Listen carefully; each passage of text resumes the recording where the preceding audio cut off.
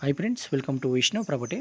ನೋಡಿ, ಈ ಮಣ್ ರೋಡ್ಗೆ ಅಟ್ಯಾಚ್ ಆದಂಗೆ 33 ಗುಂಟೆ ಪ್ಲಸ್ ಒಂದು 6 ಗುಂಟೆ, ಟೋಟಲ್ 39 ಗುಂಟೆ ಒಂದು ಅಗ್ರಿಕಲ್ಚರ್ ಲ್ಯಾಂಡ್ ಬಂದಿದೆ. ಇದು ನಿಮಗೆ ಮೈಸೂರಿಂದ 37 ಕಿಲೋಮೀಟ್ರ್ ಆಗುತ್ತೆ, 37 ಕಿಲೋಮೀಟ್ರ್ ಆಗುತ್ತೆ ಮೈಸೂರಿಂದ.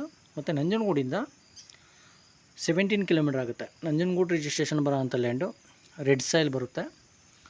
RTC ಬಂದು ನಿಮಗೆ 33 ಗುಂಟೆ ಬರುತ್ತೆ, ಪ್ಲಸ್ ಒಂದು 7 ಗುಂಟೆ 6 ಗುಂಟೆ ಖರಾಬಿದೆ. ಟೋಟಲ್ 39 ಗುಂಟೆ ಆಗುತ್ತೆ. ಮತ್ತು ಒಳ್ಳೆ ವಾಟರ್ ಸೋರ್ಸಿಂಗ್ ಇರೋಂಥ ಏರಿಯಾ, ವಾಟರ್ ಬೆಲ್ಟ್ ತುಂಬ ಚೆನ್ನಾಗಿದೆ ಈ ಏರಿಯಾದಲ್ಲಿ. ನೋಡಿ, ಕಲ್ಟಿವೇಷನ್ ಮಾಡಿಸಿದ್ರೆ ಸೇಮ್ ಇಲ್ಲಿ ಇದು ಕಾಣಿಸ್ತಾ ಇದೆಯಲ್ಲ, ಕೆಂಪು ಮಣ್ಣು ಪಕ್ಕದ ಜಮೀನು ಸೇಮ್ ಆ ಥರನೇ ರೆಡ್ ಸಾಯಿಲ್ ಬರುತ್ತೆ, ಕೆಂಪು ಮಣ್ಣು. ಮತ್ತು ಒಳ್ಳೆ ವಾಟರ್ ಸೋರ್ಸಿಂಗ್ ಇರೋಂಥ ಏರಿಯಾ, ವಾಟರ್ ಬೆಲ್ಟ್ ತುಂಬ ಚೆನ್ನಾಗಿದೆ ಈ ಏರಿಯಾದಲ್ಲಿ.